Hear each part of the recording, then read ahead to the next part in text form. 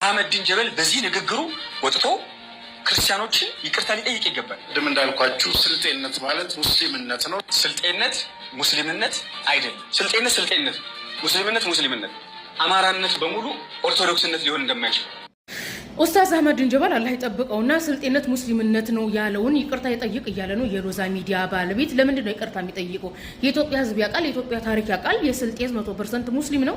100% ሙስሊም የሆነ ማህበረሰብ ስልጤነት ሙስሊምነት ነው ቢባል ምንም ችግር የለውም።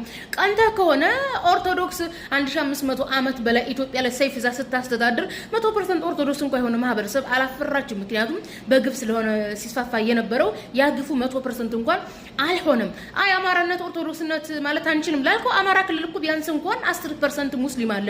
ጉሮሮ ላይ ነው የምንቆመው። 10% ሙስሊሞች አለን እያለ ማለት ነው። ትግራይም ራሱ ጽንፈኛ ኦርቶዶክስ ቢሆን ራሱ እስከ 5% የሚሆን ሙስሊም ትግራዋይ አለ።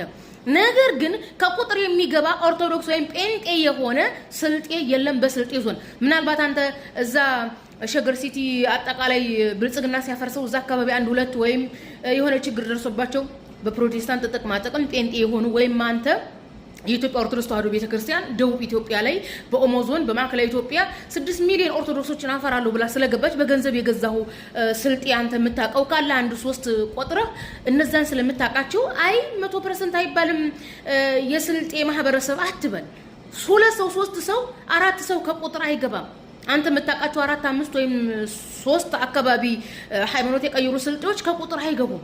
ቢያንስ 1% እንኳን የጴንጤም ወይም የኦርቶዶክስ እምነት ተከታይ ስልጤ ዞን ላይ የለም። የስልጤ ዞን ማህበረሰብ 100% ሙስሊም ነው። ዛሬም ነገ 100% ሙስሊም ነው እንላለን። እንግዲህ ወጥቶ እንደዚህ አንጨረጨረው ምንድነው የኢትዮጵያ ኦርቶዶክስ ተዋሕዶ ቤተክርስቲያን 6 ሚሊዮን አዳዲስ አማኞችን ማፍራት ትፈልጋለሁ ብላ ማዕከላዊ ኢትዮጵያና ደቡብ ኦሞ ዞን ገብታለች። በቢሊዮን የሚቆጠር ብር በጅታ ታስታውሳላችሁ። ካሁን በፊት ስልጤ ዞን የኦርቶዶክስ ተከታዮች በስልጠኛ መዝሙር እየዘመሩ የኦርቶዶክስ በጩሎስም እያሉ አልነበርም? ያ ነገር ምንድነው? የኢትዮጵያ ኦርቶዶክስ ተዋሕዶ ቤተክርስቲያን አዳዲስ አማኞችን ማፍራት አለብኝ ብላ እንግዲህ ከስልጤም ራሱ ኦርቶዶክስ የሚሆን ስልጤ አገኛለሁ ብላ እየሰራች ነው። ስልጤ ዞን ላይ ልብ በሉ። ምክንያቱም መሀል ሀገር ያለው የሰለጠነው ኦርቶዶክስ ማህበረሰብ የፈለገው ጴንጤ የፈለገው ተሐድሶ እየሆነ ነው። ዲያውም በስንዴና በዘይት እየተገዛ እየጠነጠጠ ነው። ስለዚህ ያላት አማራጭ ምንድነው? ደቡብ ኦሞ ሄር ነው። ደቡብ ኦሞ ላይ እንደምታውቁት ህዝቡ ገና አልሰለጠነም። ገና ህዝቡ መልበስ አልጀመረም። ገና እርሻ ማረስ አያውቁም። የአማራ ቄሶች ሄደው እዛ አካባቢ ደቡብ ኦሞ ላይ ራሳቸው እያረሱ ራሳቸው አማርኛ ቋንቋ እያስለመዱ ወደ አማራው ሃይማኖት ወደ ኦርቶዶክሱ ማለት ነው። ለዚህ ነው እኮ ኦርቶዶክስ ብሎ ማለት አማራ ነው የተባለው ድሮ ማለት ነው። ሄደው በአማርኛ ነው ኦርቶዶክስን የሚያስተምሯቸው እዛ ደቡብ ኦሞ አካባቢ ማለት ነው። ሄደው እየሰበኳቸው ነው። እና የስልጤ ማህበረሰብ እንደ ደቡብ ኦሞ ማህበረሰብ ከብት ተከትሎ እንደሚሄደው ነው የምታስቡት? ምን ዘመን የሰለጠነ ማህበረሰብ እኮ ነው። እርሻ ማረስ የሚያውቅ የስልጣኔ የታሪክ ባለቤት እኮ ነው። እዛ ደቡብ ኦሞ ከብት ተከትሎ እርሻ ማረስ ልብስ መልበስ ያልጀመረው ማህበረሰብ መስሏችሁ ነው የስልጤ ማህበረሰብ? ገና ለገና በአዘጋጃችሁት ቢሊየን በጀት ሃይማኖት ቀይሮ ነገጧት ምናበት ኦርቶዶክስ ይሆናል ብላችሁ አስባችሁ ከሆነ የለም። ኦርቶዶክስ በአስተዳደርም በዶክትሪንም የወደቀች ቤተክርስቲያን ሆናለች። በቃ ፋሽኑ አልፏል ኦርቶዶክስ ማለት ነው። ሌላው ደግሞ የሎዛ ሚዲያን ቪዲዮ ስቲች አድርጎ ማን ነው የአቶ ንፋሱ ነው አቶ አዲሱ አቶ ተድላ የምትባል ሰውዬ የሎዛ ሚዲያ ባለቤትን አስተሳሰቡ ከኡስታዝ አህመዲን ጀበል ጋር ምናምን እያልክ ነበር። ምንም ከምኑ ነው የምታገናኘው? ወገናችን ምንድነው አድርጉ የምትለው ደግሞ አንተ እንዴ? የሎዛ ሚዲያ ባለቤት እኮ እንት የፋኖ ወታደር እኮ ነው እሱ። አሁን ነፍጥ ተሸክሞ አይገባም እንጂ ወይ ማታ ማታ ነፍጥ ተሸክሞ ይሄድ ይሆናል እኮ። ኡስታዝ አህመዲን ጀበል የትኛውን አማጺ ኃይል ነው የሚደግፈው? የትኛውን የኢትዮጵያ ስርዓት ነው ላፈርስ የሚለው? ኡስታዝ አህመዲን ጀበል እኮ የኢትዮጵያ ሙስሊም መብት ማግኘት አለባቸው፣ መቀበሪያ ቦታ ማግኘት አለባቸው እያለ ገና ለመቀበሪያ ቦታ መብት እየጠየቀልን ነው። ምኑን ከምኑ ነው እንትን የምትለው? አይ ሙስሊም መቀበሪያ ማግኘት የለበትም ነው? ምን አድርጉ ነው የምትለን? ምን ነው አቶ ንፋሱ እስኪ ተረጋጋ በመጀመሪያ እንዴ። አልበዛም ወይ? ቆይ 200 ሺህ ይሆናል ብዛቱ እያለ የልጅ ልጅ እያለ ሲባል ማለት ያ ሁሉ ደግሞ ከፍሯል። በእንባ እየጠራችሁ ነው ዘመዶቻችን። የሚያስለቅስ የደስታ ለቅሶ ከሆነ ዌልካም እንላለን። ጭንቅላት አልባውን እግር አናመልክም እያሉ ይመስለኛል አብዮቹ። ከዛሬ 30 እና 40 ዓመት በፊት የፈረንጅ ሚሽነሪዎች በሀዲያ ዞንና አካባቢዋ ያለውን የገጠር ማህበረሰብ መሰረተ ልማት ማለትም ትምህርት ቤት፣ ክሊኒክ፣ ውሃ ያወጡላቸው ሰዎቹን ሳይታወቃቸው ከእስልምና ወደ ፕሮቴስታንት እንደገቡ ሳይታወቃቸው በጥቅማ ጥቅም ብርድ ልብስ፣ ብስኩት፣ ዘይትና ስንዴ እየሰጡ ጴንጤ ያደርጓቸዋል።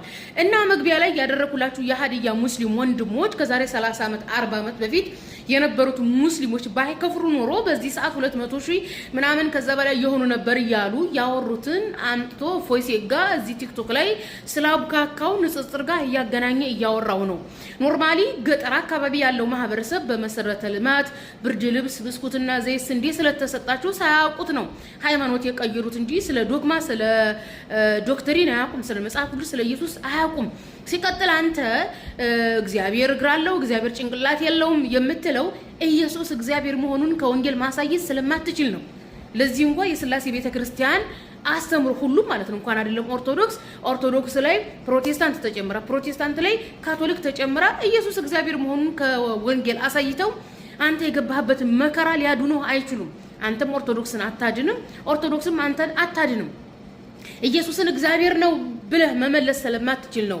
እግዚአብሔር ጭንቅላት የለውም እግዚአብሔር እግር አለው እያልክ የእግዚአብሔርን እግርና ጭንቅላት ግንጥልጥል አድርገህ ማህበረሰቡ እግዚአብሔር ጭንቅላት አለው እግዚአብሔር ጭንቅላት የለውም፣ እግዚአብሔር እግር አለው እግዚአብሔር ቀልጥም የለውም፣ እግዚአብሔር ቁርጭምጭምት አለው እግዚአብሔር ጥፍር አለው እንዲባባል ያደረከው መጽሐፍ ቅዱስ ላይ የኦርቶዶክስ ዶግማ እንደሌለ ስላወክ፣ ኦርቶዶክስ ዶግማ እንዳበቃለት ስላወክ ነው።